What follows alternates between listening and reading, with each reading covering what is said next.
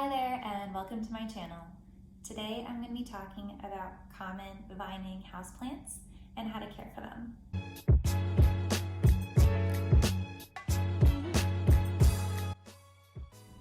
I'm going to be showing examples of the plants that I currently have in my collection, but feel free to extrapolate this and apply it to the ones that you have in yours. Up first is my Pothos njoy. I also have a Marble Queen Pothos. And today we're also going to be talking about Scindapsus pictus. And this is my Philodendron Micans, which has now been formally reclassified to the name you see below. So, lighting requirements. I keep the Scindapsus pictus and my Philodendron Micans in more of a medium light situation. They're kept about 10 to 15 feet back from a southwest facing window. And I know that they're labeled as low light plants usually, and that's just because they can tolerate low light, but I wouldn't say that they love low light and that they thrive and grow lusciously in low light. They tend to get a little leggy and stemmy. These guys are in medium light, and the only reason I don't keep both of my pothos there are because of their variegation. So these guys actually both sit in my southwest facing window, but much closer because that real estate is prime. So they sit closer to that window and they receive bright indirect light for most of the day, and they do get some of that afternoon sun, but it totally benefits them. And here's why. So if you look at this Pothos njoy, you'll see that they have these beautiful markings of bright white and green here at the top. And as you get lower down, you'll see it's more of like a creamy variegation or a yellow variegation compared to the top. I think if I do this, you might be able to see it. It might be kind of hard to catch on camera because of the lighting, but it saw more medium light before, and then it was producing more of this yellow tinge or creamy tinge in the white variegation. And that comes from more chlorophyll coming out. So the sun or the plant is trying to receive more sunlight to absorb to help it grow better. So I just moved it closer to light so then it won't start putting out more chlorophyll, and it should start producing more of these like really, really nice white leaves. White with green, sorry. You don't want all white leaves because without chlorophyll, these plants will not survive, and I know that happens sometimes and they're beautiful, but it's not great for the plant. So that's why I put this one closer. And the reason that this Marble Queen also went closer to the window is because if you can see this beautiful variegation here, it's like this speckling and just, it's so pretty. It's very different than the njoy. The njoy is more on the outsides rather than just kind of randomly splattered throughout. But this is what happens when you put it in medium light conditions or low light conditions. It actually loses its variegation, and sometimes it reverts back to completely green leaves.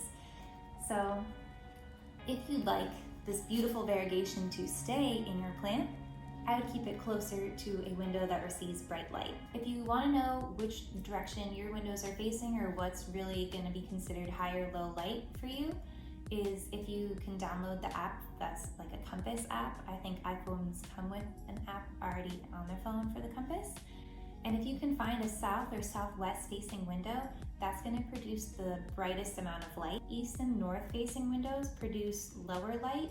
It's more consistent, but it's definitely not as bright as south or west, yeah. So that's why these guys are in southwest, and my ones that can tolerate the lower light, I have them just pulled back a little bit more from the window because you have plants that love bright light. That is really like prime real estate. So let's talk about humidity. Pothos, Scindapsus, and Philodendron, in my experience, all do pretty well with standard house humidity. I haven't had to get a humidifier for them. I don't put them on a pebble tray, and I don't find the need to mist them. So they do really well with standard humidity. So these are kind of low fuss plants. No fuss. No fuss. I don't want to say low fuss. They're no fuss. They do nothing but just grow. So let's go over watering these plants. All three, Pothos, Scindapsus, and Philodendron, like to be on the drier side before being watered. They're not really like the moisture-loving plants, kind of like calathea, where they prefer their soil to always be moist. These guys do really well if you let them dry out between waterings.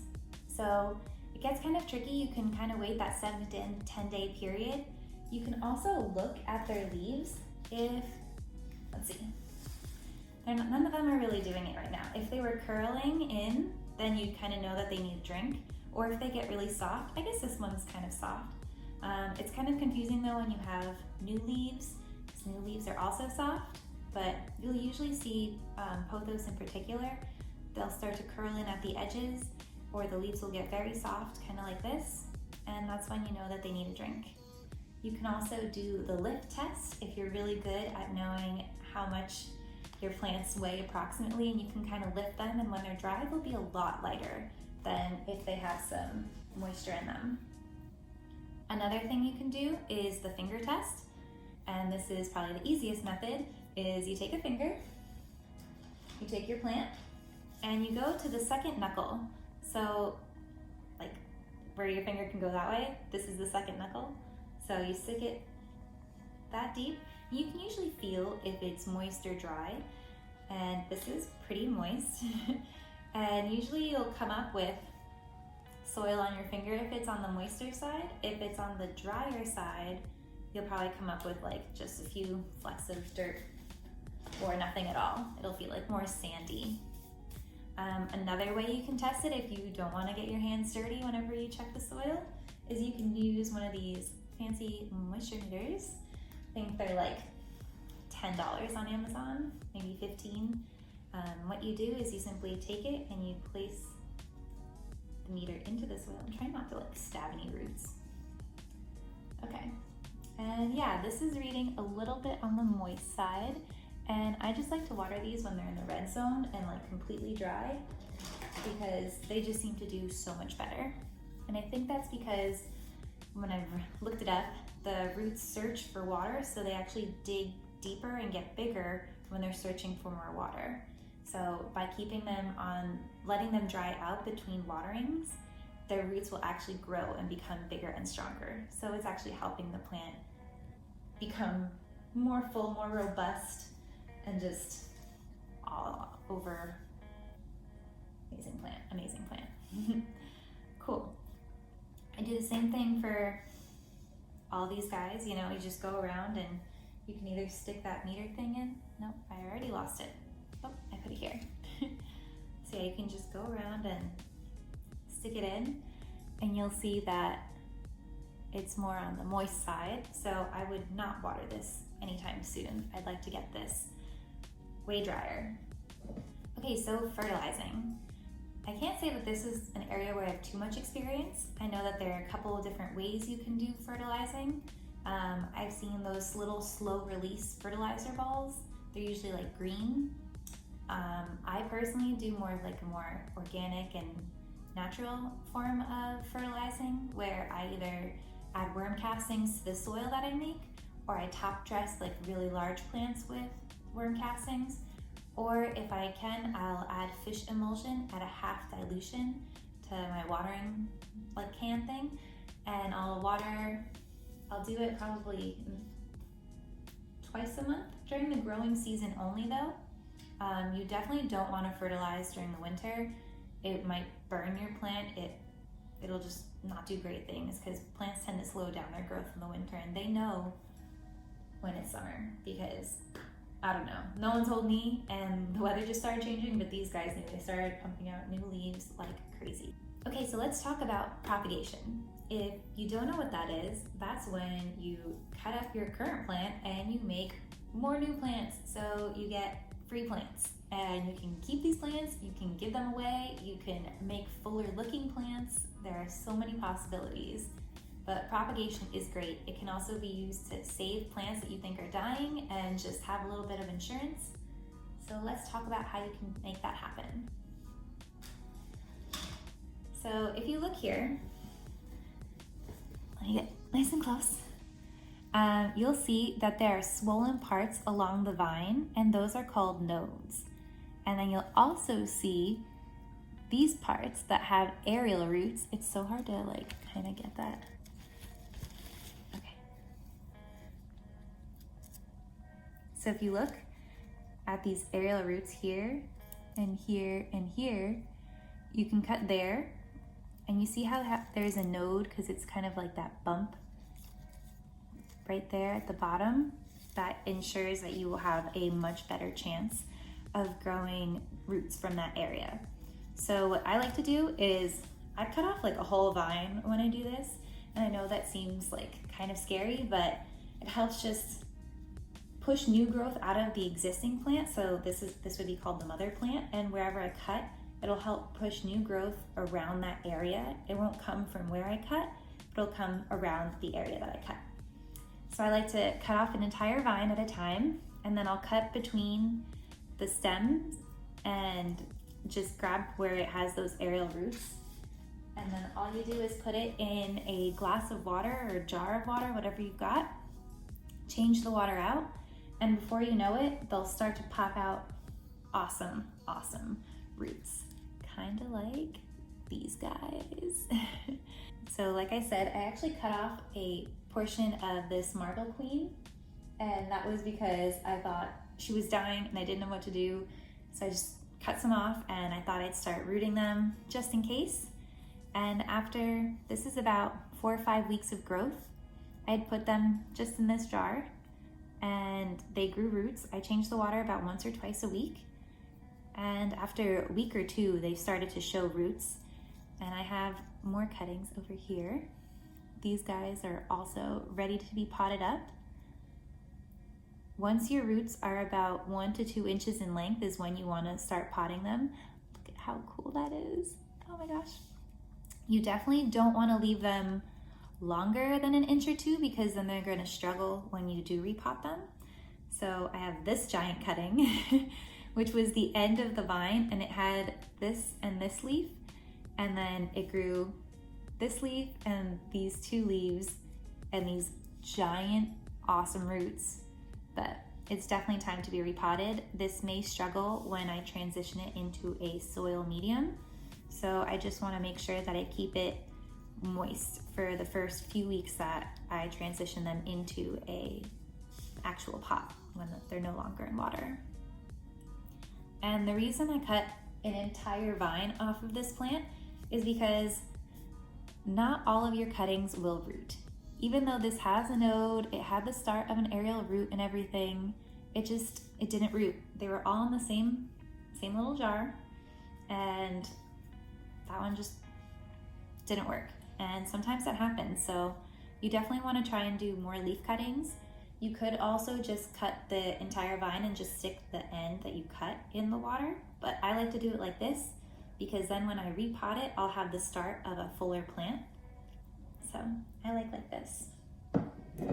I also have an example of what happens when you just try and root a leaf cutting. Insert sound of crickets here. Nothing will grow. Nothing. If anything, this looks like there's a bit of rot happening. So I do change the water on this. It's just in like a little shot glass. I had a feeling it wouldn't root. I wanted to keep it going. I did change the water just as often as the other ones, but I kept it separate just to keep an eye on it. And it didn't root. So that's what happens. For the water cuttings, you just want to make sure to change that water about once a week. If you don't remember, every couple weeks is okay. The more often you change the water, the more often your plants will be able to intake oxygen, because there is oxygen in fresh water, and over time your plants will absorb that oxygen in order to promote their root system growth. So just changing the water frequently can help promote that fast root growth. If you're not into changing water and having to remember to clean out the container or whatever, there is soil propagation, and you would do that the same like I showed you with the pothos. You take your Scindapsus or your Philodendron or your pothos, and you cut along the vine, making sure to have a node in there and or an aerial root, and that'll increase your chances of your plant rooting. To do this with soil, you just take your cuttings and simply place them in the soil, lightly cover the node area, and then give it a light little water. No need to drench them because there are no roots that you're actually soaking. You're actually just trying to promote the root growth to come out of that little node. So don't drench it. So when to repot plants? If I get plants in the mail, I like to put them in their own little neutral environment that has no other plants around them. This way I can monitor how it's doing and acclimating to its new environment, because wherever it came from is definitely different than my home. I mean, every home is different, so that's why it needs some time to acclimate. So I give it the type of lighting it would need. I don't like to just put it next to the plant so that I'll receive that type of lighting, just in case there's anything going on, if it's sick, if it has any pests or bugs in the soil. I just like to wait a few weeks and keep it on its own and monitor it. So definitely don't repot new plants, especially if you're shipping them, because they just went through the shock of transit. So let them acclimate first. When to repot existing plants though is, I would say, either at the beginning of spring towards the end of winter, or if you notice like right before fall is happening is probably the best time. A way to check your plants if they need to be repotted is if they are root bound. And that's pretty much what happened with this lovely lady. She was super root bound, and she actually just, her leaves kept going limp, which is why I cut off that entire vine to try and save it, which is what I propagated. And then one day I was like, you know, let me check out the roots. And oh my goodness, she was so root bound. Roots were not only starting to like come out the bottom, I was seeing them visibly from the top, and it was crazy. So I know pothos like to stay a little bit more root bound, so avoid potting up a size even if you want to transition it to another pot. But in the case of it being root bound like that, definitely up the pot size. I couldn't actually get the roots apart, and I've been told you don't really want to disturb roots unless it's strangling itself and it won't survive. But honestly, this thing looked like it was strangling itself like 100 times, and it did fine. I did not disturb the root ball, I did not cut it up, and it is doing great. That being said, definitely make sure that your plants are a little bit more root bound. Your pothos especially just love it. I don't know if it's like they want to be cozy and all together, but they love being root bound. So let them stay in that same size pot for a little while until they really can't anymore. Don't just pot them up for the sake of potting them up. Buy a pot in their size if you really just want to change the pot that they're in. This is more like a styling preference, I guess, but it also affects how your plants grow. So you can either let them down to trail, kind of like I did with my two pothos here, or you can kind of build them up and put them on a trellis or a moss pole. And by doing that, you will get bigger leaves, and they will be brighter and just overall larger. Putting them in more sun will do this too, but I know that putting them up a moss pole so that these little aerial roots have something to attach to will really give them that feel that they are out in the wild, and they will give you these giant leaves from what I've seen. I don't personally do it just because I kind of really like the look of these trailing vining plants, but I have some other plants that do vine as well, more of the uncommon house plants, and I will do a video on that. Okay, and I also just wanted to mention about bugs and pests that you may encounter. I have not encountered any with any of my pothos, my Philodendron, or my Scindapsus pictus. I think that's just the type of plant. They're just more hardy and more resilient to bugs in general. Obviously, if you have infestation on a plant that's nearby, they could easily get it, but just in general, they don't seem to attract pests from what I've noticed. The only thing that may happen is if you do experience some overwatering and the roots start to rot a bit. There are these things called fungus gnats, which are these tiny little bugs, which you may have seen some floating around because it does happen. It's just what happens. So the roots rot and they start to decay, and these fungus gnats lay their eggs about an inch or two under the soil is what I'm told, and then they start to eat the decaying roots. So they're more, I don't know, it's like more circle of life than anything. They're just helping remove the decaying part of your plant. They're not necessarily attacking your plant or hindering its growth, but if the roots are rotting, then the plant isn't doing too hot. So try to not overwater, less is more, and yeah, these guys, like I said, do way better when they stress the roots out just a little bit for some water and leave them on the drier side. Alright, so that was a very, very long video. I apologize. Thank you for staying with me until the end if you're still around. If you like this video, please give it a thumbs up and be sure to subscribe if you'd like to see more plant-related content. I'll see you next time. Bye!